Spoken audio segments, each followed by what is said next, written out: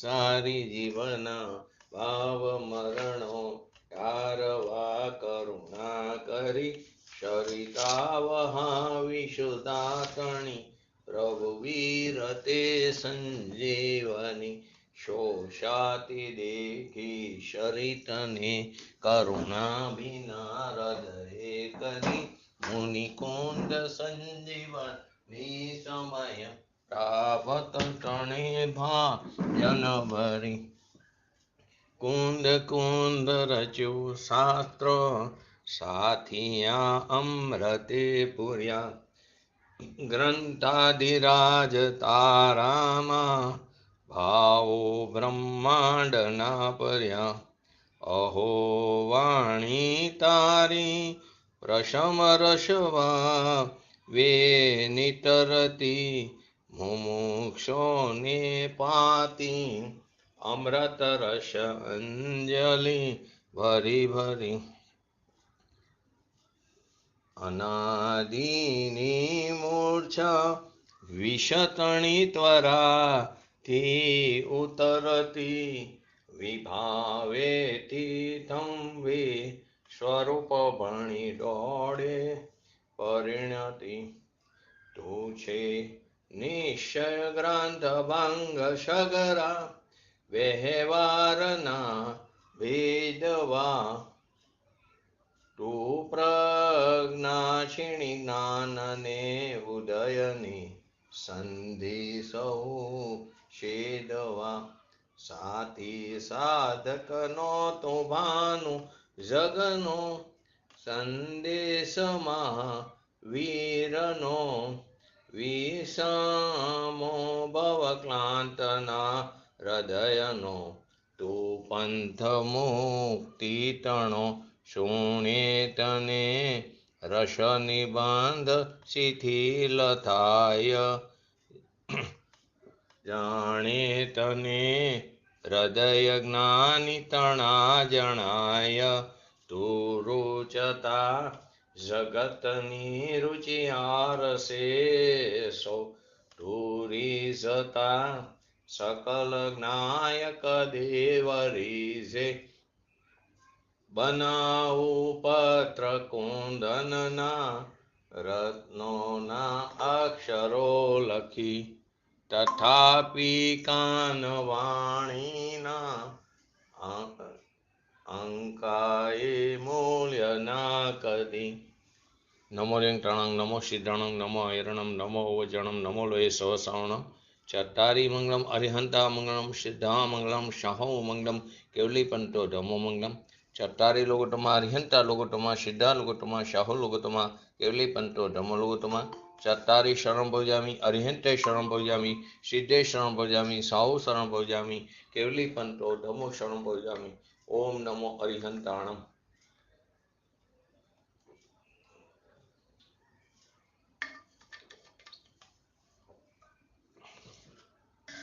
સમયસા ગ્રંથાધિરાજ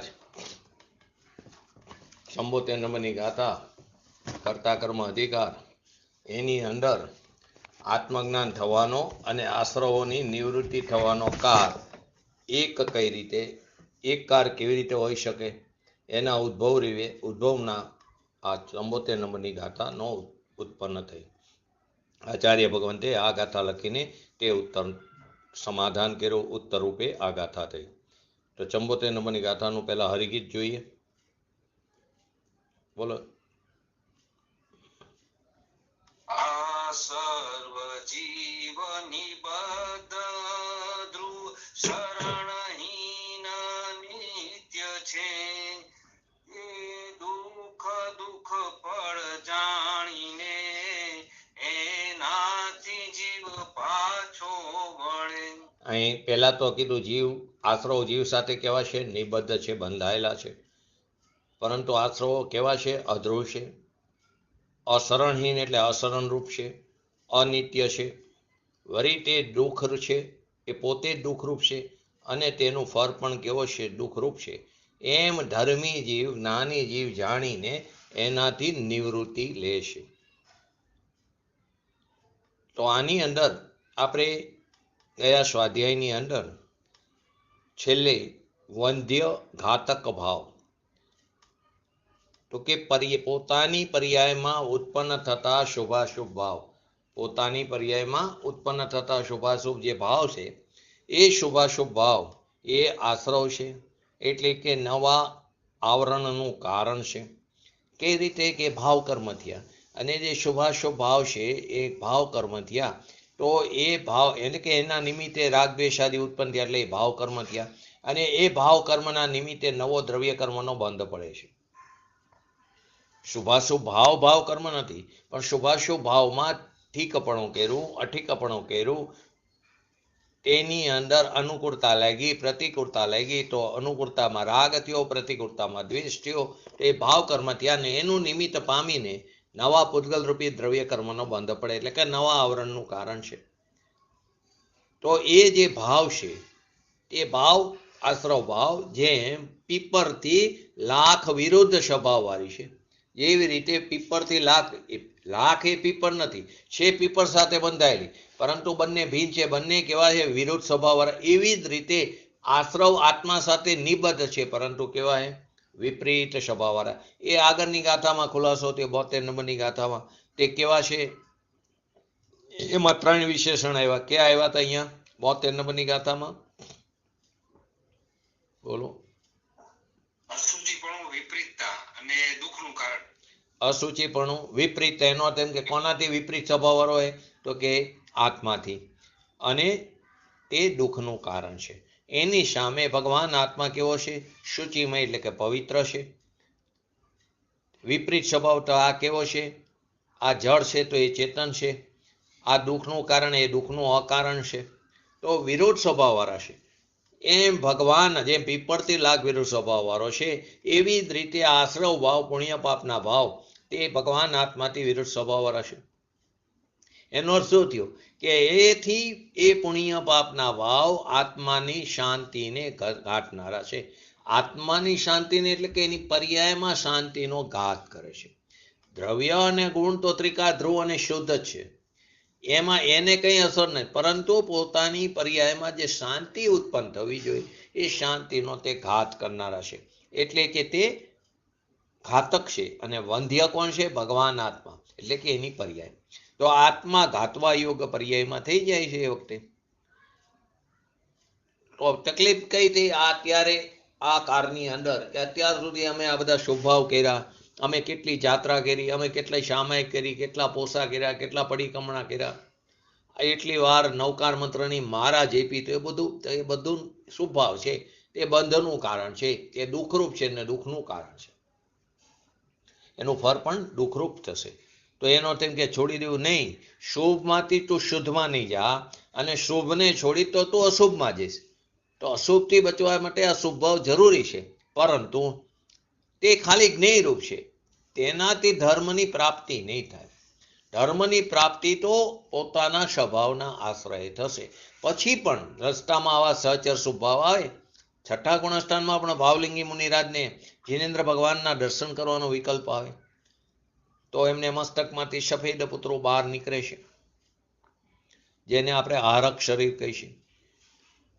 છે ને જીવને 5 શરીર, તો કે 3 શરીર તો હોય છે, ઔદારિક તેજસ અને કાર્મણ, કા વૈક્રયિક તેજસ અને કાર્મણ. વૈક્રયિક તે છે તે દેવ અને નારકીને હોય છે. ઔદારિક છે તે મનુષ્ય, તિર્યંચાદીને ઔદારિક. તેજસ અને કાર્મણ તો બંનેને હોય છે, પરંતુ કોઈ ભાવલિંગી મુનિરાજ અને આરક શરીર પણ હોય છે.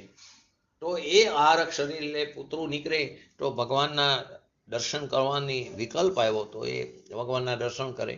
ત્યાં જઈને કોઈ પ્રશ્નોનું સમાધાન પણ થાય, અને આવીને જીનેન્દ્ર ભગવાન જ્યાં સાક્ષાત બિરાજમાન છે સમસ્તરણમાં જાય, ત્યાં પણ દર્શન કરે, અને એમના પ્રશ્નોનું સમાધાન થાય, આવીને શાસ્ત્રોની રચના પણ કરે. આ બધા વિકલ્પ છે, એ પણ શુભ ભાવ, એ રસ્તામાં આવતા સચર શુભ ભાવ છે. પરંતુ તેને એના અભિપ્રાયમાં પડ્યું છે કે આ જે શુભ ભાવ છે તે શુભ ભાવ તે મારા આત્માની શાંતિને ઘાત કરનારા છે. શુદ્ધ ઉપયોગમાંથી ચ્યુત થયા છે, શુભ ઉપયોગ થયો છે, પરંતુ પરિણીતિ નાયક તરફ ટકેલી છે, શુદ્ધ પરિણીતિ. કેમ કે વિતરાગતાના 2 કારણ છે, એક શુદ્ધ પરિણીતિ ને એક શુદ્ધ ઉપયોગ. તો આત્મા જે છે તે ઘાતવા યોગ્ય છે, પર્યાયમાં થઈ જાય છે. તો કે શું કરવું? અમારે આ પૂજા ભક્તિ બધું છોડી દેવું? નહીં, કરવાની, પરંતુ એનાથી ધર્મની પ્રાપ્તિ નહીં થાય. એક અપેક્ષાએ એને અધર્મ કીધું. કઈ અપેક્ષાએ અધર્મ કીધું? રાડ પડી જાય. જીનેન્દ્ર ભગવાનની એટલે કે પંચ પરમેશ્વરની મારાગણી અધર્મ, તો કે આ 100% અધર્મ. પરંતુ કઈ અપેક્ષાએ? આત્મધર્મ નહીં, આ ધર્મ નહીં, એ અપેક્ષાએ અધર્મ. એ શુભ ભાવ નથી, એ શુદ્ધ ભાવ નથી, શુભ ભાવ છે. ઘણા સમય પહેલા આવી ઘટના ઘટી હતી સુરેન્દ્રનગર, કે એક અન્ય જૈન મતમાંથી એમના ઘરે મહેમાન આવેલા, અને મહેમાન આવ્યા એટલે એમને યાર કંઈક ચર્ચા કરી હશે. જો ક્યાંય ત્યાં અન્ય જૈન મતમાં આપણા સગાવાલા હોય તો બને ત્યાં સુધી જીનવાણીની એને સમજવું હોય તો અલગ વસ્તુ, બાકી એ જે ક્રિયાકાંડમાં રચો પચો હોય ને એની કરવા દેવું. કેમ કે એને એ વાત રૂચશે નહીં અને ક્યાંય જીનવાણીની વિરાધના થઈ જશે. એટલે જ્યાં ને ત્યાં જીનવાણીની વાત કરવી નહીં. કેમ કે પૂજ્ય ગુરુદેવ શ્રી વારંવાર કહેતા, સદગુરુ કરે સહજ કા ધંધા, વાદ વિવાદ કરે શોંધા. તો કે એને વાત નીકળી તો કરી કે તમે આજે મારા ઘણો બધો અધર્મ છે. તો એમાં ઘરમાં ચર્ચા થઈ ગઈ ઘણી બધી. પછી કે આનું સમાધાન કેવી રીતે કરવું? તો એમને કીધું કે જાઓ અહીં નિલેશભાઈ પાસે જાઓ, તમને સમજાવશે વ્યવસ્થિત. આવ્યા ઘરે, મેં કીધું એ બેન પણ 100% સાચા છે, અધર્મ થશે, પરંતુ એ શુભ ભાવ, એનો અર્થ એમ નથી કે શુભ છોડીને અશુભમાં જવું. એમનો અહીંયા કહેવાનો મતલબ એ છે કે શુભ ભાવ તે ધર્મ નથી, આત્મધર્મ નથી. એનાથી આત્માની પ્રાપ્તિ નહીં થાય. આત્માની પ્રાપ્તિ સ્વભાવના આશ્રય થશે, એમ કહેવાનો એમને મતલબ છે. એ સમજાવી નહોતા શીખ્યા, પણ સમજાવ્યું બધી રીતે, બધા અવલતી. તો કે સારુંથી હું તમારી પાસે આવ્યો, નહીતર હું કાનજી સ્વામી વિશે, એમના અનુયાયીઓ વિશે વિરુદ્ધ માન્યતા લઈને જાય કે આ બધા કેવા છે એમ. તો કે આ તકલીફ એ થાય કે જે રીતે અહીં વાત છે આ ગાથામાં, કે આશ્રવ જે છે તે આશ્રવ અને આત્મા વચ્ચે વંધ્ય ઘાતક ભાવ છે. આત્મા જે છે તે વંધ્ય હણાવા લાયક છે, અને આશ્રવ છે તે ઘાતક છે, એની પર્યાયમાં શાંતિનો ઘાત કરે છે. તો અહીં ભગવાન આત્મા આપણને શું કહે? પરમાત્મા થવાનો ઉપાય બતાવે છે, અને પોતે કહે છે અમે પણ આ જ રીતે થયા છીએ, અમે પણ આ જ રીતે પરમાત્મા થયા છીએ, અમારે પણ આ જ રીતે વિતરાગતાની પ્રાપ્તિ થઈ હતી. તો અમે તને વિતરાગતા કેવી રીતે પ્રાપ્ત થાય વિધિ બતાવી છે. એટલે કહી છે પુણ્ય પાપ તે વિતરાગતા નથી, એ તો રાગ છે. એ આત્માનો જે વિકારી સ્વભાવ, વિતરાગી સ્વભાવ છે, જે ત્રિકારી, એની પર્યાયમાં ઘાત કરે છે વિકાર ભાવ. એટલે આત્મા ઘાતવા યોગ્ય થઈ જાય, આત્મા હણાવા યોગ્ય થઈ જાય છે પર્યાયમાં. તો એ આપણે લાખ અને પીપરના એક્ઝામ્પલથી સમજાવ. તો લાખના નિમિત્તે ઝાડ હણાવા યોગ્ય થાય. ખરેખર જુઓ તો લાખ પણ નિમિત્ત છે.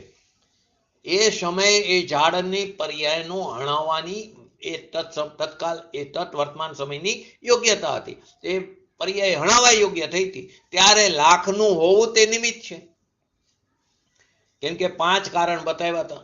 4 કારણ મીન ત્રિકારી ઉપાદાન, અંતક્ષણવતી પૂર્વ પર્યાયનો વ્યય, તત સમયની વર્તમાન પર્યાયની યોગ્યતા અને નિમિત્ત. એની અંદર 5 સમવાય લીધા હતા: સ્વભાવ, પુરુષાર્થ, કાલલબ્ધિ, ભવિતવ્યતા અને નિમિત્ત. તો કે ખરેખર સાચું સમર્થ કારણ કોણ? તો કે તત સમયની વર્તમાન પર્યાયની યોગ્યતા. તો એ વર્તમાન પર્યાયની યોગ્યતા હતી ઝાડની હણાવાતની, એની લાયકાત હતી. તો તે સમયે લાખનું નિમિત્ત હતું. તો લાખ ઘાતક છે ને વૃક્ષ છે તે ઘાત થવા યોગ્ય છે. એમ વિકાર જે છે તે ઘાતક છે, અને પોતાની પર્યાય આત્માની એ ઘાત થવા યોગ્ય છે. એ વર્તમાન પર્યાયની એવી યોગ્યતા છે. તો પાછો અહીંયા ઝઘડા જો, નિમિત્તથી થયું ને કાર્ય, નિમિત્તથી કાર્ય નથી થયું, નિમિત્તની હાજરી છે. કાર્ય તો એ સમયની વર્તમાન પર્યાયની યોગ્યતાથી કાર્ય થયું. એ વખતે સામે અનુકૂળ વસ્તુ હતી, એના ઉપર નિમિત્તપણાનો આરોપ આવ્યો. તો લાખને કારણે લાખ ઘાત કરનારી છે, અને ઝાડ જે પીપરનું છે મોટું, એ પણ ઘાત થવા યોગ્ય છે.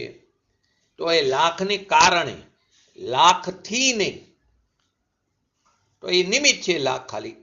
અહીં પણ એ જ રીતે વાત છે કે આશ્રવ જે છે તે આશ્રવ છે તે કારણ છે, અને આત્મા જે પર્યાયમાં જે શાંતિ હણાય છે, હણાવવા યોગ્ય છે, ઘાતક થવા યોગ્ય છે, ખરેખર તો એ વર્તમાન પર્યાયની એવી યોગ્યતા છે.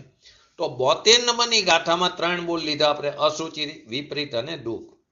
અહીંયા બીજા 3 લીધા, ખરેખર તો 6 બોલ થયા. કેવા? નિબદ્ધ, પછી અધ્રુવ, અશરણ એટલે કે શરણહીન, અનિત્ય અને દુઃખ અને દુઃખનું ફળ.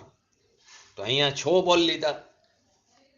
પહેલા શું સિદ્ધ કર્યું હતું? પહેલા એ સિદ્ધ કર્યું કે બેનો વિપરીત સ્વભાવ છે. અહીંયા ભગવાન આત્મા અનાદિ અનંત જે ધ્રુવ છે, શાશ્વત, તો એની વર્તમાન દશામાં વિકૃત દશા ઉત્પન્ન થાય છે, પુણ્ય પાપ આદિ થાય છે. એ ઘાત કરનારા છે. કોના? જીવની પર્યાયનો. જીવની પર્યાયમાં શાંતિનો ઘાત કરનારા છે. એ જીવની પર્યાયનું રક્ષણ કરવું એવો એ ભાવ નથી. એ જીવની પર્યાયનો ઘાત કરે છે. માટે શું કીધું?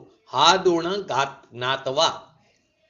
હાદુણ જ્ઞાતવા એટલે કે જ્ઞાતવા નિવર્તે તેન્ય, એટલે કે પીપરના વૃક્ષમાં જેમ લાખમાં ઘાતકપણું અને વૃક્ષ તે હણાવા યોગ્ય થયું, એમ ભગવાન આત્માની પર્યાયમાં વિકૃત પર્યાય ઉત્પન્ન થઈ. પુણ્ય પાપનો ભાવ એ પર્યાયમાં શાંતિનો ઘાત કરે છે. એ પુણ્ય પાપના ભાવ શાંતિને સહાયરૂપ નથી થતા, એને ઉત્પન્ન શાંતિને ઉત્પન્ન નથી કરતા. ઉત્પન્ન તો દ્રવ્યના આશ્રય શાંતિ ઉત્પન્ન થાય, વિકારના આશ્રય શાંતિ ઉત્પન્ન ન થાય. અશાંતિ ઉત્પન્ન થાય છે, દુઃખ ઉત્પન્ન થાય છે, તે દુઃખના કારણરૂપ છે. તો વિતરાગ પર્યાય છે સમ્યક દર્શન, એ શાંતિ છે. અનંતાબંધીનો અભાવ, મિથ્યાત્વનો વ્યય, એ અને એ સમ્યક શાંતિ છે. એ શાંતિ આ શુભ કસાય. અશુભની તો વાત નથી, પાપને તો બધા પાપ કે, પરંતુ આ શુભ કસાય તે આશ્રવ, એનાથી એ શાંતિ ઉત્પન્ન થતી નથી. જે દ્રવ્ય સ્વભાવ દે ત્રિકારી આનંદ કંદ રૂપી, એના આશ્રય શાંતિની ઉત્પત્તિ થાય છે. કેમ કે શુભ પરિણામ એ ઘાતક છે.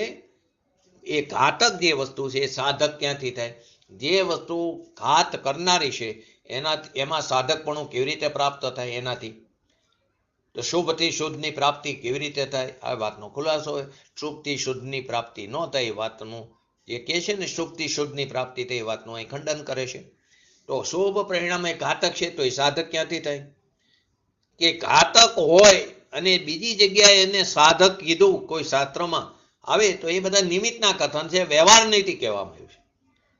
જ્યાં વ્યવહારને સાધક કીધો છે, શુભ ભાવને સાધક બતાવ્યો છે, એને ત્યાં વ્યવહારનીનું કથન છે, ત્યાં નિમિત્તની પ્રધાનતાથી કથન છે. 6 ધારાની અંદર પણ, 50 અંદર પણ ભીન સાધ્ય સાધન ભાવ કીધો. તો ખરેખર તો સાધન અને સાધ્ય એક જ જગ્યાએ હોય, તો અહીંયા ભીન કીધું. એ વ્યવહારનીનું કથન છે. રાગ તે ભીન સાધન છે. સાધ્ય પૂર્ણ જે નિશ્ચય એ પણ ભીન છે, છતાં ત્યાં રાગને સાધન કીધું, તો એ વ્યવહારનીથી કીધું એ ભીન સાધન. તો ત્યાં જે અપેક્ષાએ જે કથન હોય એ સમજવું જરૂરી છે. અયથાર્થ દ્રષ્ટિથી બતાવ્યું છે, યથાર્થથી નહીં. અહીંયા તો કે જે શુભ રાગ છે તે ઘાતક છે, ત્યાં કીધું એ સાધક છે. એનો અર્થ સમજવો જોઈએ, એટલો આપણો પોતાનો અભ્યાસ હોવો જોઈએ. એ વસ્તુને પકડી લે, જો શુભથી શુદ્ધની પ્રાપ્તિ થાય તો પાંચ પરાવર્તનનું ભ્રમણ ઊભું રાખે છે. અહીંયા ઘાતક નામ પોતાની પર્યાયનો તે ઘાત કરે છે. પોતે પોતાના લાયકાત, પોતાની ઉપાદાનની એ સમયની એવી યોગ્યતા, તો એ પોતાની પર્યાયનો ઘાત કરે છે. ત્યાં એવું કે નિમિત્ત રાગની મંદતા, કશાયની મંદતાપૂર્વકનો જે સ્વભાવ હતો એ સ્વભાવનું સાધન કરે છે. તો મંદતાના સાધનને સાધકનો આરોપ ત્યાં વ્યવહાર નીતિ બતાવવામાં આવ્યો. તો અપેક્ષા સમજવી પડે. 3 કાર 3 લોક ને જાણે એટલી કેવર જ્ઞાનની અંદર તાકાત છે, એવો પોતાનો ભગવાન આત્મા છે. હવે એને આટલી અપેક્ષાથી મૂંઝવણ આવે, એક જગ્યાએ આમ કે ને બીજી જગ્યાએ આમ કે, અમારે શું સમજવું? તારામાં આટલી તાકાત પડી, તને તારા સ્વભાવની સામર્થ્યતાનો કેમ ભરોસો નથી?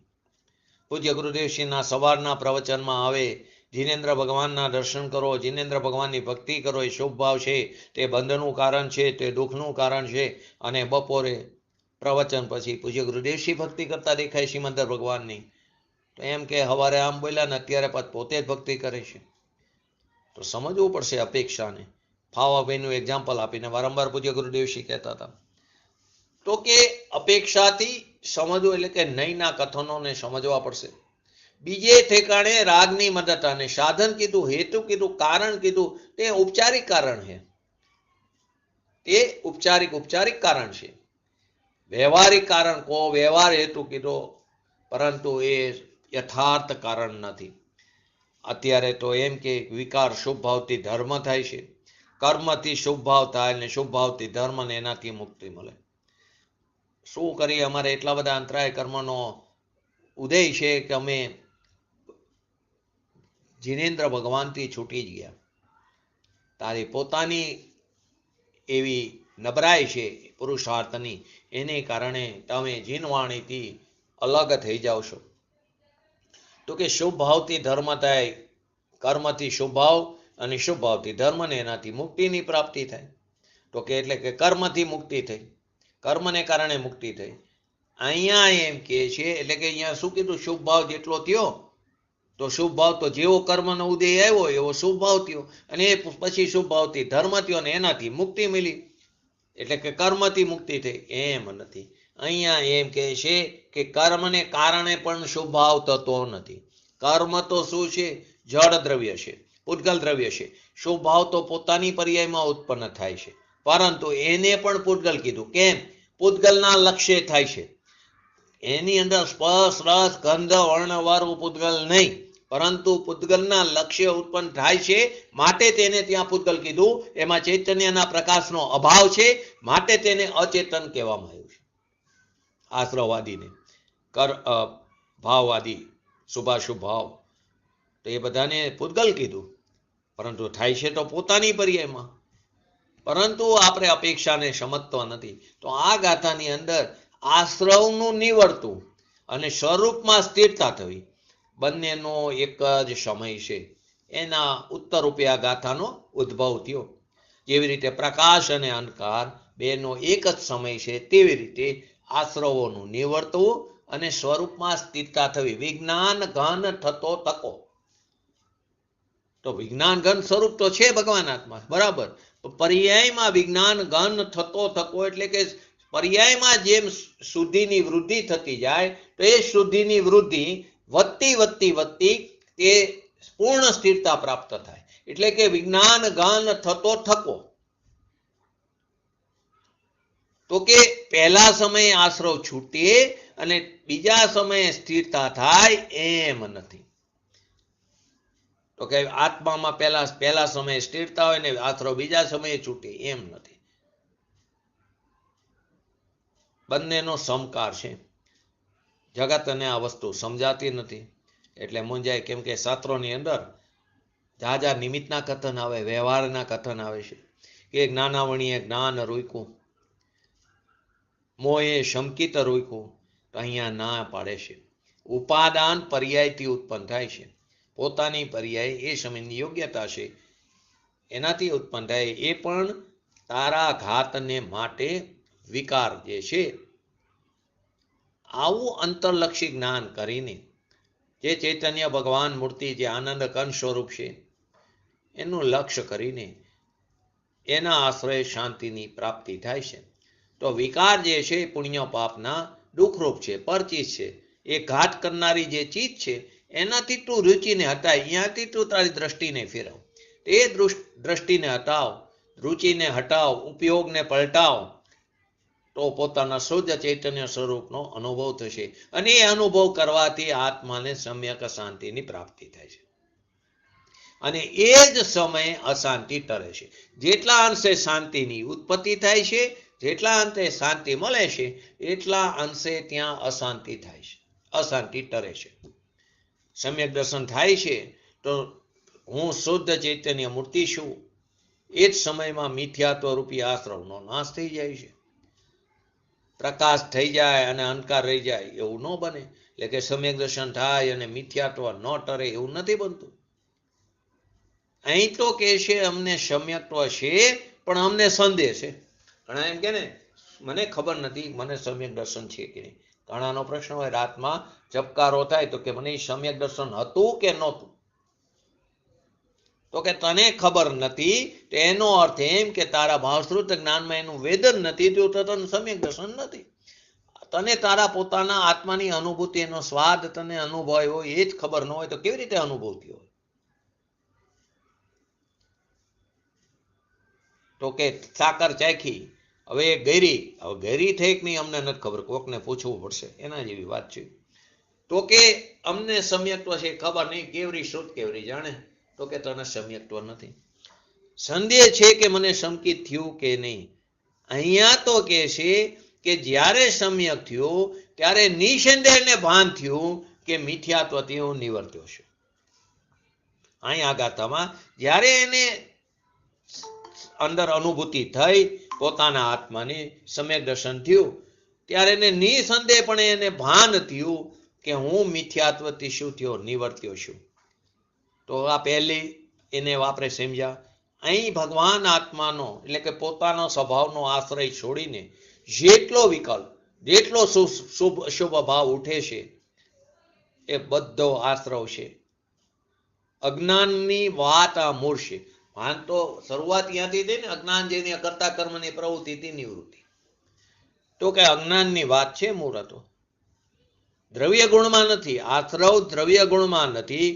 પર્યાયનું લક્ષ કરીને જે શુભ અશુભ ભાવ ઉત્પન્ન થયા એ આત્માની સાથે નિબંધ એટલે કે સંબંધ રૂપ છે. નિબંધ નામ સંબંધ રૂપ છે ને સંયોગ સંબંધ છે, સ્વભાવ રૂપ નથી. માટે તે વિરુદ્ધ સ્વભાવ છે. એ આપણે એવું 72 નંબરની ગાથામાં વિરોધ સ્વભાવ છે, અસુચિ છે, વિપરીત છે, દુઃખનું કારણ છે. અને ભગવાન આત્મા સૂચિમય છે, તે અવિપરીત એને જ્ઞાન દર્શન સાથે અવિપરીત છે. આનાથી તે વિપરીત છે સ્વભાવ. અને ત્રીજું તે દુઃખનું અકારણ એટલે કે સુખનું કારણ છે. એટલે જે શુભાશુભ ભાવ ઉત્પન્ન થયા એ આત્માની સાથે નિબંધ નામ સંબંધ રૂપ છે, સ્વભાવ રૂપ નથી. માટે વિરુદ્ધ ભાવ છે. વિરુદ્ધ છે માટે તે આત્માની જાત નથી, એનાથી કજાત છે. ચૈતન્યની જાત નથી, અજાત છે. માટે એ જીવ નથી. માટે જીવ નથી એટલે કે અજીવ છે. અજીવ એટલે સ્પર્શ રસ ગંધ વર્ણવાળું નહીં, પહેલી વાત એ જીવ નથી. અને જીવ સ્વભાવ એ આશ્રવ રૂપ સ્વભાવ નથી. બંને વચ્ચે વિપરીતતા છે. વિકલ્પ જે આવે છે આપણને એ આત્માની શાંતિનો ઘાત કરનારા છે. જો ભગવાનના દર્શન કરવાનો વિકલ્પ આવે તો હવે એક આનાથી પ્રશ્ન થાય. પૂજ્ય ગુરુદેવશ્રી ને સવારમાં પણ પ્રવચન આદિનો વિકલ્પ આવે કે બધા જીવો સુખી થાવ, એ ફળ સ્વરૂપે એમને તીર્થંકર પ્રકૃતિ બંધાશે, તીર્થંકર થશે. તો એ જે વિકલ્પ આવ્યો એ તો એમનો બંધનનું કારણ છે, આત્માની શાંતિનો ઘાત કરનારા છે. એ એમને ખ્યાલ છે, અભિપ્રાયમાં છે. માટે એમનું જોર પોતાના દ્રવ્ય સ્વભાવ વધારે પ્રબળ થાય, વળી પોતાના દ્રવ્ય સ્વભાવમાં સ્થિર થાય, વધારે પુરુષાર્થ કરી ધર્મી જીવ. વિકલ્પ આવે છઠ્ઠા ગુણસ્થાન સુધી તો બુદ્ધિપૂર્વકનો પણ આવે છે, તે આત્માની શાંતિનો ઘાત કરનારા છે. સ્વભાવ થાય ભગવાનની ભક્તિ કરે અને પાછું બોલે એવું ભક્તિમાં કે પ્રભુ શિવ પદ અમને દેજો. અશુભ ભાવ પણ આવે, મોટર ચલાવવાનો ભાવ આવે. શુભ ભાવ હોય ભગવાનની ભક્તિ કરવાનું આવે. શિવપદ અમને આ દેજો રે મહારાજ, શિવપદ અમને દેજો. એવો જે વિકલ્પ છે, શિવપદ કોઈ થોડા આપી શકવાના છે, ભગવાન પણ આપણને થોડા મોક્ષ આપી શકવાના છે. કે છે ને કે તું મારા શરણે આવી જા, સાચા દેવગુરુ શાસ્ત્રના શરણે, તો તને આત્માની કોઈ આપી ન શકતું. એ નિમિત્તનું કથન છે. આત્માની શાંતિ તો તને તારા સ્વભાવના આશ્રય પ્રાપ્ત થશે પર્યાયમાં. અહીં કે છે અમને શિવપદ દેજો, એવો જે વિકલ્પ ઉઠે છે એ ઘાતક છે, એ આશ્રવ છે, એ આત્માની શાંતિને હણે છે, વધ્ય કરે છે. એ આત્મામાં એની પર્યાયમાં અશાંતિ ઉત્પન્ન કરે છે. તો વાસ્તવિક વિતરાગનો માર્ગ જ નથી. એમાં વિતરાગનો માર્ગ જેમાં કયો એવા જે યથાર્થ શાસ્ત્રો બનાવવાનો ભાવ છે એ પણ વિકલ્પ છે. તમે બીજા કોઈ શાસ્ત્રોને છપાવ્યા, એ તો મિથ્યાત્વ રૂપી ભાવ હતો. પરંતુ સાચા શાસ્ત્રો, શાસ્ત્ર દાનની એક બાજુ વાત આવે 4 પ્રકારના દાનમાં, પણ એ બધા શુભ છે, વિકલ્પ છે. એનો અર્થ એમ કે ન કરવું કે નહીં કરવું. પૂજ્ય ગુરુદેવસિંહ એમના સમય દરમિયાન, કાળ દરમિયાન ક્યારે એમણે શાસ્ત્રો છપાવવાનું નથી કીધું, એક બેનશ્રીના વચનામૃત સિવાય. બાકી ક્યારેય નથી કીધું, ક્યારે મંદિર બનાવવાનું નથી કીધું. ધર્મીની આવી યોગ્યતા હોય છે. તો પૂજ્ય ગુરુદેવસિંહને પૂછે, તમે એમ કહો છો મંદિર બનાવવાનો ભાવ તે આશ્રવ છે, દુઃખનું કારણ, તો કોઈ મંદિરમાં દાન નહીં આપે? તો કે એ સમયે પર્યાયમાં એ સમયે દાન એટલે પૈસા આવવાની લાયકાત હશે, પૈસા આવ્યા વગર નહીં રહે. મંદિરની અંદરના જે પરમાણુ છે એની યોગ્યતા હશે, પથ્થર આદિની અંદર રહેલા અનંતા પરમાણુની, તો એની ક્રિયાવર્તી શક્તિને કારણે ક્ષેત્રથી ક્ષેત્રાંતર થઈને રચાશે. થોડું કોઈ પ્રમુખે બનાવ્યું, કોઈ થોડો કડીઓ બનાવે છે. તો વિતરાગનો માર્ગ જેમાં બતાવ્યો છે, એવા સાચા શાસ્ત્રો બનાવવાનો ભાવ છે, એ વિકલ્પ છે, તે આત્માની શાંતિને હણે છે. એનું પોષણ કરવું એ વિકલ્પ છે. તો તમે તો ખોટા જ્ઞાનનું પોષણ કરો, ખોટા શાસ્ત્રો છપાવો, એ તો મિથ્યાત્વ સહિતના રાગનું પોષણ છે. મિથ્યાત્વ ભાવ પડેલો છે અંદર. તો કે જે જીવ દ્રષ્ટિવંત છે, તે આશ્રવ છે, ભલે બંધાવા યોગ્ય, બંધાવા લાયક છે, નિબદ્ધ છે, પણ ઘાતક છે એમ જાણીને જ્ઞાની જીવ એનાથી નિવર્તે છે. આવ્યું ને? એ દુઃખ પર જાણીને એનાથી જીવ પાછો વરે. ફરી વાર એક હરિગીત એકવાર લઈ લો જયંતિભાઈ.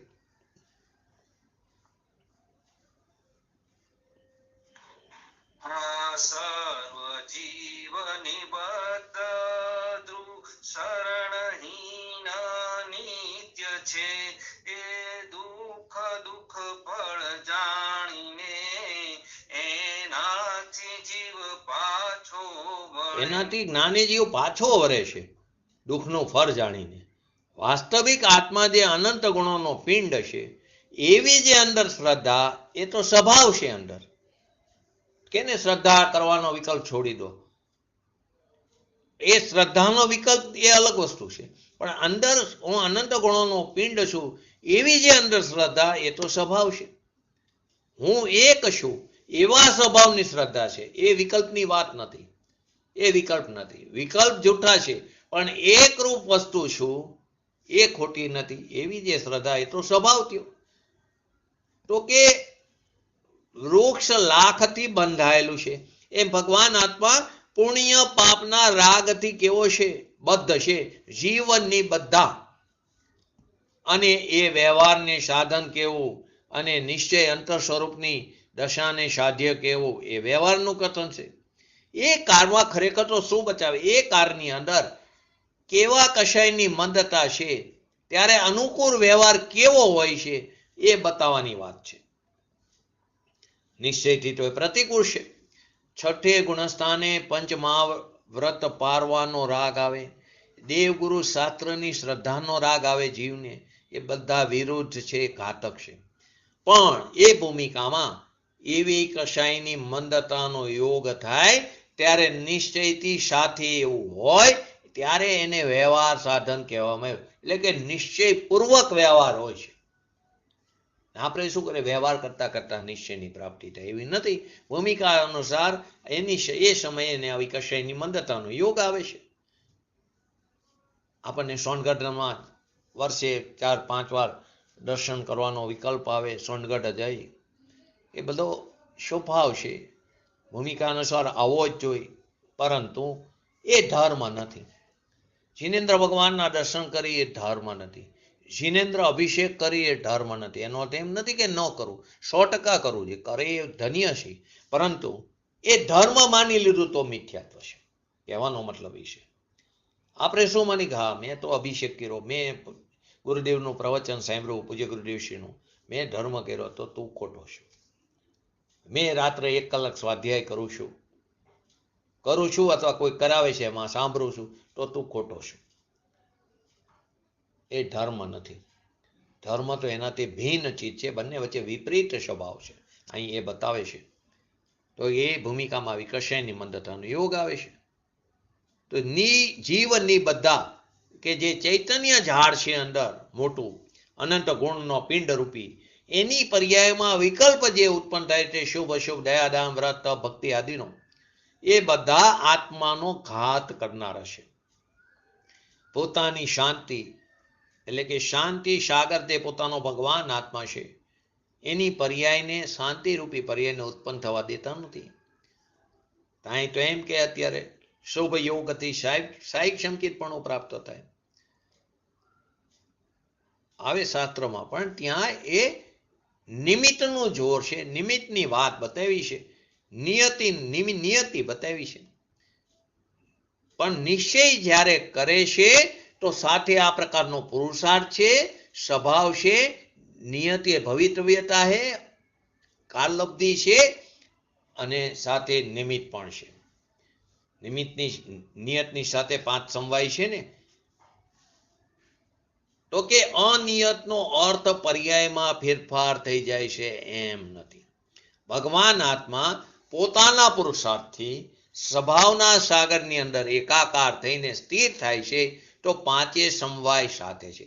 સ્વભાવ તો છે ત્રિકારી પોતાની સાથે, તે તરફનો એનો પુરુષાર્થ છે, એ સમયે એની ભવિતવ્યતા કાલલબ્ધિ છે, તત્સમયની વર્તમાન પર્યાયની યોગ્યતા, અને નિમિત્ત રૂપે સાચા દેવગુરુ શાસ્ત્રનું શરણ છે, અથવા તો જ્ઞાનીની ધર્મીની પૂજ્ય ગુરુદેવશ્રી જેવા ધર્મીની દેશનાલબ્ધિ હોય, તો એ સ્થિર થાય છે તો 5 સમવાય સાથે છે.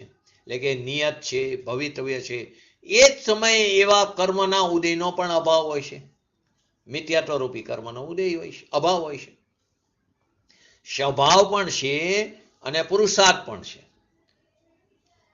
તો કે એમ ભગવાને જોયું છે, ભગવાને કંઈ કર્યું નથી, જેવું જોયું એવી એને પ્રરૂપણા કરી છે કે આ સમયે એના જ્ઞાનનો નિર્ણય કરશે ત્યાં નિયત કાળમાં, ત્યારે પુરુષાર્થ સ્વભાવ સન્મુખ તરફ ધરશે. ત્યાં સુધી પુરુષાર્થ પર સન્મુખ તરફ હતો, એ ધરશે, એ તરફનો પુરુષાર્થ કરશે, ત્યારે એને શાંતિની પ્રાપ્તિ થશે. પણ ભગવાન કરશે એમ ભગવાને નથી જોયું. ભગવાન તો 3 કાળ 3 લોકને દેખે છે, સમયે સમયે પુરુષાર્થ કેવો કરશે, એ જીવ કેવો કરે છે, કેવો કરશે, કેવા કાર્ય અને કેવા સ્વભાવમાં. ભગવાનના જ્ઞાનમાં બધું પહેલેથી આવી ગયું, અક્રમ રૂપે આવી ગયું છે કે સમયે સમયે પુરુષાર્થ કેવો કરે છે, કેવો કરશે ભવિષ્યમાં, અને કેવા કાર્ય અને કેવા સ્વભાવમાં, એમ સર્વજ્ઞનો નિર્ણય કરે. આ પ્રકારનો સર્વજ્ઞતાનો નિર્ણય કરવો જોઈએ. ઉત્પાદ વ્યય ક્રમરૂપ અક્રમરૂપ. તો ઉત્પાદ વ્યય જે છે તે ક્રમરૂપ છે, અને અંદર રહેલા અનંતા ગુણ તે અક્રમરૂપ છે. ઉત્પાદ વ્યય ધ્રુવ, તો ધ્રુવ ગુણ છે તે ભગવાનના આત્માના, તે ધ્રુવ અક્રમ રૂપે છે. ક્રમનો અર્થ એમ ન કે એ એમ જ છે, ત્યાં પર્યાયનું ક્રમે વર્તન કરવું, ક્રમે પર્યાય ઉત્પન્ન થવી, એનો વ્યય થવો, અને ગુણનું અક્રમ રૂપે રહેવું, એવો એક અંદર ભગવાન આત્મામાં અક્રમ રૂપી ગુણ છે. ને ભગવાને જોયું માટે થાય છે એમ નથી. એવો જ્ઞેયનો પોતાના આત્માનો એવો સ્વભાવ છે, આત્માનો એવો ગુણ સ્વભાવ છે. બધા દ્રવ્યનો એવો સ્વભાવ ધરનાર ભગવાન, એની ઉપર ભગવાન આત્મા, એની ઉપર દ્રષ્ટિ થતા એ ઉત્પાદ વ્યય ક્રમે થાય એવો નિર્ણય ત્યારે એને થાય છે. પર્યાયમાં આવી રીતે ઉત્પત્તિ ને વ્યય થાય એવો નિર્ણય એ તો થાય જ છે હર સમય, પણ એને એવું નિર્ણય થાય એનું એને ભાન થાય છે. પછી કીધું બીજા બોલની અંદર અધ્રુવ. બીજો બોલ અધ્રુવ એટલે કે એની અંદર 2 વસ્તુ લીધી, અધ્રુવ અને અનિત્ય. તો એને 12 ભાવના સાથે આપણે સંક્ષિપ્તમાં તો જોયું હતું, ફરીવાર લઈ છે. બહુ અગત્યની વાત છે કે 12 ભાવના એની અંદર પહેલી ભાવના કઈ છે?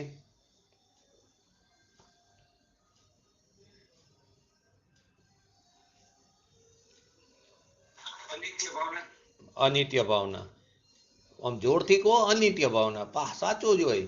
છાયાબેન, પાઠશાળામાં આપણે 12 ભાવના શીખવાડીએ છીએ છોકરાઓને. તો પહેલી ભાવના કઈ છે? અનિત્ય ભાવના, જેનું જ્ઞાનીઓ છઠ્ઠા ગુણસ્થાનમાં આવે ભાવલિંગી મુનિરાજ એનું ચિંતન કરતા દેખાય. એવી પહેલી ભાવનાનું નામ છે અનિત્ય ભાવના.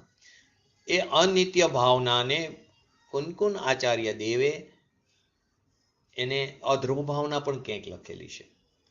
તો અનિત્ય અને અધ્રુવ તો બે એક વસ્તુ થઈ.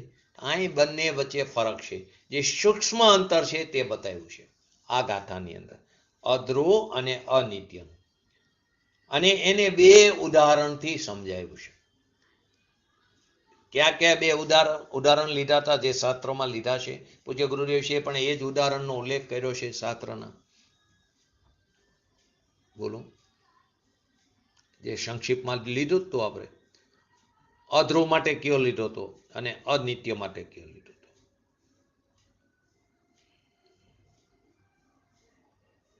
બોલો. અધ્રુવ માટે વાયના રૂપ, હા, અને અનિત્ય માટે રસ. બોલો અમિતાબેન. સિદ્ધ દ્વારા દાજ. એટલે તાઢ્યો તાવ, સાદી ગુજરાતી ભાષામાં કીધું તો બે ઉદાહરણ લીધા હતા. જેવી રીતે વય હોય, એ વય આવે માણસને, એ પ્રકારનો રોગ છે. એ વય આવે તો એ વય આવે ત્યારે શું થાય? કોક વાર તીવ્ર વેગથી આવે, કોક વાર મંદ આવે. તો આપણે નથી એને જોડું સુંગાડતા, અથવા ઘણા ડુંગળી સુંગાડે, કોઈ જોડું સુંગાડે કે વય જતી રહે. જુઓ ઘણી વાર માણસ હાલતા હાલતા રસ્તા ઉપર પડી જાય, ફીણ નીકળી જાય મોઢામાંથી, એને મુરગી પણ કહે છે. તો એની અંદર એની તીવ્રતા ને મંદતા એ રોગની એક જ દશામાં વયવાળા વેગમાં, વયના વેગમાં જ એની તીવ્રતા અને એની મંદતા, એક જ દશામાં તીવ્રતા અને મંદતા, તે અહીંયા અધ્રુવપણું બતાવ્યું. એક જ દશામાં કે આશ્રવના વેગ મુરગીના વેગની જેમ વધતા ઘટતા હોવાથી તે અધ્રુવ છે, અને ચૈતન્ય ભગવાન ધ્રુવ છે. એને પણ આપણે થોડુંક આગળ સમજીએ. એવી રીતે કોઈ શુભ ભાવ કર્યો, અને શુભ ભાવ કર્યો ને અત્યારે મંદિરમાં આપણે જ આવે, પ્રસંગ આવે, તો અત્યારે પ્રસંગ આવે અને જીનવાણી બિરાજમાન કરવાનો સ્થાપનાના કંઈક 1 લાખ રૂપિયા છે, ઓલાને 51,000, તો 2-3 જીનવાણીની સ્થાપના કરવાનો ભાવ આવી ગયો, ટોટલ 5-6 લાખ રૂપિયા લખાવી દીધા. ઘરે આવ્યા પછી વિચાર આવે કે હારું મેં વધારે લખાવી દીધા. તો ત્યારે તીવ્ર શુભ ભાવ હતો, પછી મંદ થઈ ગયો. ખરેખર તો અશુભ થઈ ગયો, પણ મંદ થઈ ગયો, ઓછા લખાવ્યો તો સારું હતું. તો એ શુભ ભાવમાં તીવ્રતા અને મંદતા. એવી જ રીતે કોઈને અશુભ ભાવમાં પણ તીવ્રતા આવે. યુવાની હોય ત્યારે એને અલગ પ્રકારના વિકલ્પો, વિષય વાસનાથી લઈને ધંધો આદિ કમાવાના આવે. ઉંમર થાય પછી અલગ પ્રકારના વિકલ્પો હોય, એ તીવ્રતા અને મંદતા. તો શુભ ભાવમાં તીવ્રતા અને મંદતા, શુભ ભાવમાં જ અશુભ ભાવની તીવ્રતા અને મંદતા, તે બધું વયના વેગની જેમ ગયું, અધ્રુવતા થઈ. એને આપણે અહીંયા મુરગીનો વેગ કહી છે. વાયના વેગની જેમ વધતા ઘટતા હોવાથી તે અધ્રુવ છે. એવી રીતે આશ્રવ પણ વધી જાય, ઘટી પણ જાય, પુણ્ય પાપ વધી જાય, પુણ્યના પરિણામ વધી પણ જાય, ઘટી પણ જાય. પહેલા દાન દેવાનો વિકલ્પ આવે, એટલા બધા પૈસા આપે, પાપ તો મેં કર્યું પણ પૈસા મળ્યા, કોઈ 50 લાખ કરોડ રૂપિયા મળ્યા, અને એમ થયું કે આપણે 10 લાખ 20 લાખ રૂપિયા જીન મંદિરમાં દાન લખાવી દઈ. તે શુભ ભાવ આવ્યો, વધી ગયો. પાછું એમ થાય પાતળી ઉંમરમાં આટલા બધા ન લખાયો તો કામ લાગે, મારું બધું ચાલ્યું ગયું. તો કે જે ભાવ આવ્યો શુભ ભાવની મંદતા આવી ગઈ. ખરેખર તો એ અશુભ ભાવ છે, એનું ખરેખર તો સંક્રમણ થઈ ગયું શુભમાંથી અશુભમાં. તો એ વખતે એવો ભાવ આવી ગયો ને પછી પુણ્યનો ભાવ ઘટી ગયો. એવી જ રીતે પાપની પણ વાત લીધી આપણે. તો આશ્રવો વાયના વેગની જેમ વધતા ઘટતા હોવાથી અધ્રુવ છે. શુભ અને અશુભ બંનેની વાત છે. તો કે એવી જ રીતે જો આપણે મંદિર બનાવી તો પહેલાના એમ કહેતા બાહુબલીની પ્રતિમાજી લખી નાખો, એટલે કે ફલાણા ભાઈ તો બાહુબલીજી લેશે. પાર્શનાથ ભગવાન લખાવો તો આ ફલાણા ભાઈ લેવાના. તો એ ખરેખર મંદિરમાં પ્રતિમાજી બનાવવાનો એટલે કે મૂકવાનો, સ્થાપના નિક્ષેપ કરવાનો જે વિકલ્પ આવ્યો ને જે કોઈને, એ પણ ખરેખર શુભ નથી, અશુભ છે. તમે એવી લાલચે કે આપણને જૈન મંદિર, જે લાલચ જૈન મંદિરની પ્રભાવના વધે એના માટે, એનું ફંડ વધે એના માટે, ધ્રુવ ફંડ. પરંતુ એ પ્રકારની જે લાલચ આવી ને એ ખરેખર તારા માટે તો હિતકારી નથી.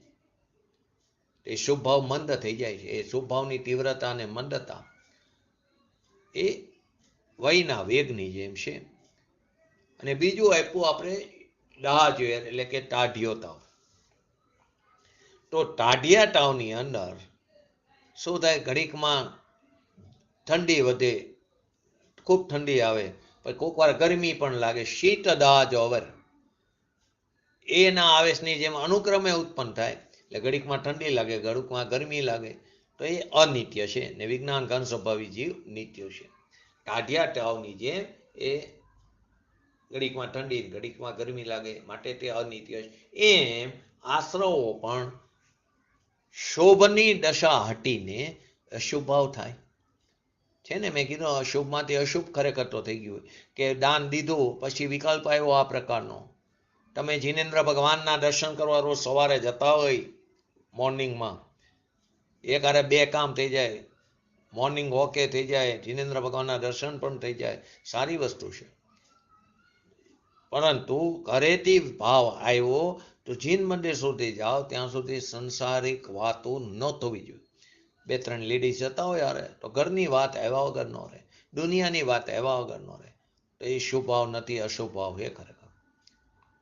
ખરેખર ઘરેથી જિનેન્દ્ર ભગવાનના દર્શન કરવાનો વિકલ્પ આવ્યો પછી શુભ જ વિચાર આવવા જોઈએ. આપણા હાથની વાત નથી, વિકલ્પ તો એની યોગ્યતાથી આવે. પરંતુ ખરેખર આ વસ્તુનો નિષેધ થવો જોઈએ, વ્યવહારિક વાતોનો, સંસારિક વાતોનો.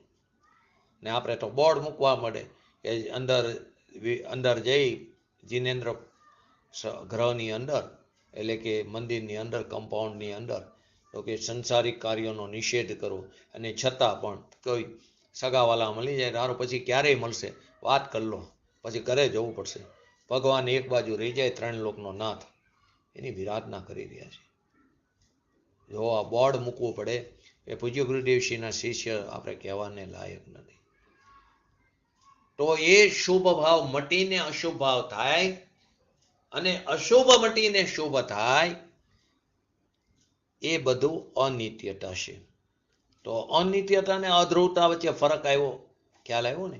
શુભ મટીને અશુભ થાય ને અશુભ મટીને શુભ થાય, તો ટાઢિયા તાવની જેમ, શીત દાહ જવરની જેમ. હવે એમાં પણ બે વસ્તુ લઈ શકાય, ઠંડી વધી અને ઠંડી ઘટી, તો એ પાછું અધ્રુવતામાં જાય. ગરમી વધી અને ગરમી ઘટી, તો એ બધું શેમાં જાય, અધ્રુવતામાં જાય. પરંતુ ઠંડી મટીને ગરમી થઈ અને ગરમી મટીને ઠંડી થઈ, તો એ શેમાં જાય, અનિત્યતાની અંદર જાય છે. તો એ વાયના વેગથી જુદું છે, એટલે અધ્રુવના અનિત્યતાની સાથે લીધું. તો ચૈતન્ય ભગવાન આત્મા તે ધ્રુવ છે, એની સામે જે જ્ઞાયક સ્વભાવ જે ધ્રુવ છે ને આશ્રવ અધ્રુવ છે. હા દુણમ એટલે જ્ઞાત્વા એટલે વધે ઘટે છે આશ્રવ, અને હું વધઘટ વિનાનો ધ્રુવ છું એમ જાણીને જે સમયે એનાથી નિવર્તે છે એ જ સમયે આત્મામાં તે સ્થિર થાય છે. તો સ્થિરતા અને આશ્રવોની નિવૃત્તિનો કાર કેવો છે, એક જ છે. તો એ વાયના વેગથી અને આનાથી આપણને સમજાયું. હવે આગળ કહે છે ત્રીજી વસ્તુ કે અસરણ રૂપે. તો એની અંદર વિષય વાસનાનો એક્ઝામ્પલ શાસ્ત્રની અંદર આપ્યું છે. એ વીર્ય સ્ખલન કોઈથી રોકી ન શકાતું, તેમ કર્મોદયના સ્ખલનની સાથે જ આશ્રવ ભાવો તે નષ્ટ થઈ જાય છે, તેમને રોકી શકાતા નથી. માટે આશ્રવો અસરણ છે અને સ્વયં પોતાનો ભગવાન આત્મા એ જીવ જ એક માત્ર શરણ સહિત, એટલે તે શરણ રૂપ છે. ચોથું આપ્યું આમ પાંચમું દુઃખ. તો કે આશ્રવો સદાય આકુર સ્વભાવ વાળા હોવાથી તે દુઃખરૂપ છે, અને ભગવાન આત્મા અનાકુર સ્વભાવ વાળો હોવાથી તે અદુઃખ રૂપ છે, સુખ સ્વરૂપ છે. હવે એની સાથે છઠ્ઠું પણ લીધું કે આગામી કાળમાં આકુરતા ઉત્પન્ન કરનારા પૂતગલ પરિણામોનો હેતુ હોવાથી આશ્રવો દુઃખ અને દુઃખ ફળરૂપ છે. કેવી રીતે? જીવે અત્યારે પોતાની શાંતિનો ઘાત કર્યો માટે અત્યારે તો દુઃખરૂપ છે. અત્યારે આપણે સ્વાધ્યાય આદિ કરી છે, વિકલ્પ આવે છે, એ તો અત્યારે પણ દુઃખરૂપ છે. પરંતુ એના ફળ રૂપે અનુકૂળ સંયોગો મળશે, એ પણ દુઃખરૂપ છે. કદાચ સ્વભાવ હોય કશાયની મદદતા પૂર્વકનો તો ઉચ્ચ ગતિ મળે, પરંતુ ગતિનો અભાવ નહીં થાય. તો શું કરવું? આપણે હાઈ નો કરવું, હાઈ નો કરવું, કરવું શું? કંઈ જ કરવાનું નથી. જે કંઈ થઈ રહ્યું છે એના માત્ર જ્ઞાતા દ્રષ્ટા રહેવાનું.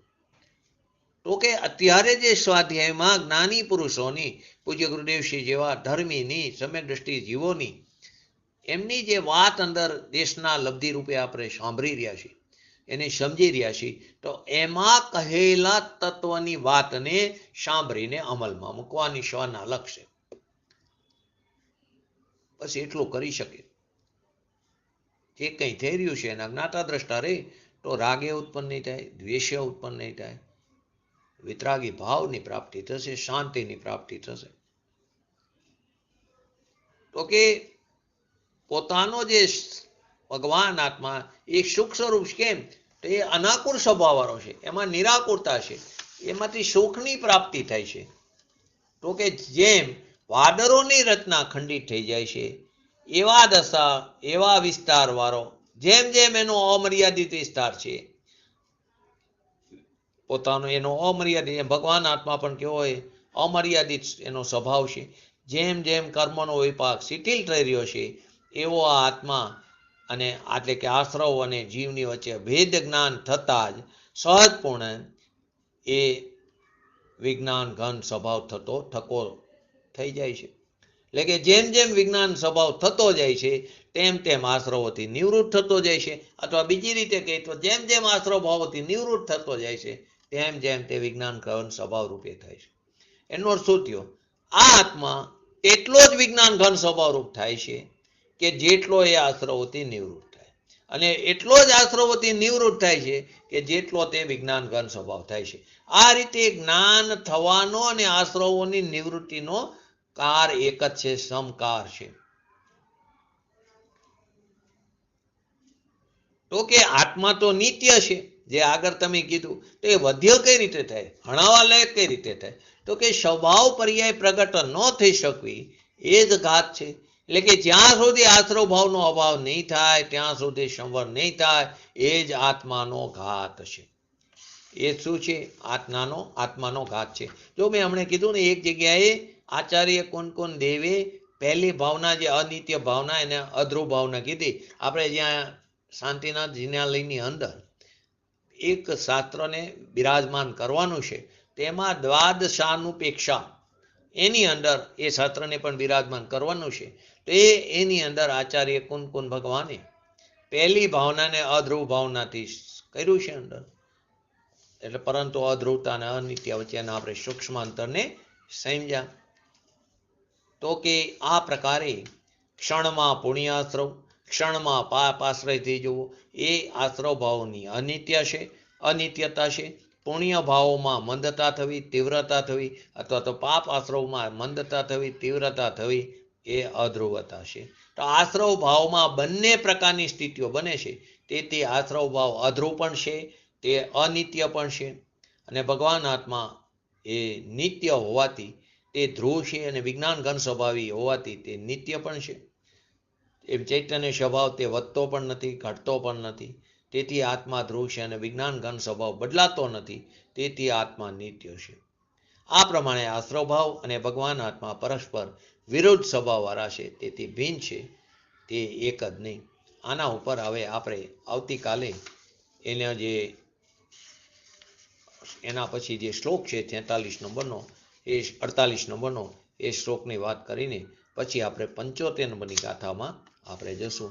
તો 48 નંબરનો જે શ્લોક છે, આ રીત વિધિ પૂર્વોક્તથી નિવર્તિ સૌ પર દ્રવ્યથી વિજ્ઞાન ઘન નિજ ભાવ પર આરોધ થકો તત્કારથી નિવૃત્ત થઈ અજ્ઞાનમય કરતા કર્મના ક્લેશથી પુરાણ પુરુષ પ્રકાશતો થઈ સાક્ષી જગનો અહીંયાથી.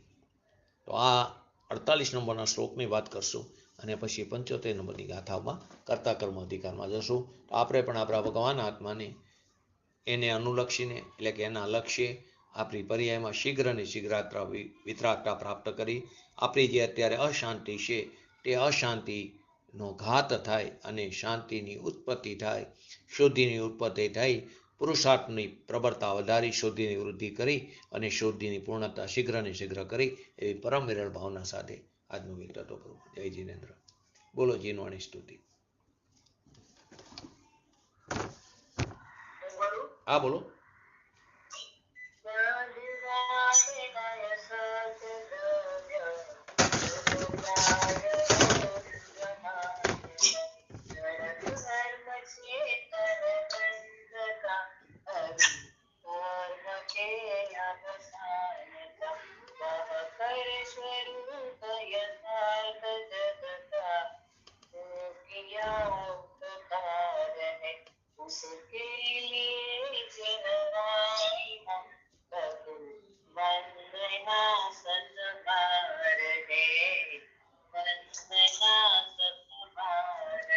નમો રિંગટાણંગ નમો સિદ્ધાણંગ નમો હૈરણમ નમો વજણમ નમો લય સહસાવણમ ચત્તારી મંગલમ અરિહંતા મંગલમ સિદ્ધા મંગલમ શાહુ મંગલમ કેવલી પંતો ધર્મો મંગલમ ચત્તારી લોગતમાં અરિહંતા લોગતમાં સિદ્ધા લોગતમાં શાહુ લોગતમાં કેવલી પંતો ધર્મો લોગતમાં ચત્તારી શરણ ભોજામી અરિહંતે શરણ ભોજામી સિદ્ધે શરણ ભોજામી શાહુ શરણ ભોજામી કેવલી ધર્મો શરણ ભોજામી. બોલીએ શ્રી પંચ પરમેષ્ઠી ભગવંતોનો જય હો. બોલીએ શ્રી જીનવાણી માતનો જય હો. બોલીએ શ્રી પરમ પૂજ્ય પ્રમુખકારી શ્રી સદગુરુ દેવનો જય હો. બોલીએ શ્રી પ્રસવતી ભગવતી માતનો જય હો. બોલીએ શ્રી સનાતન જૈન દિગંબર ધર્મનો જય હો. જય હો.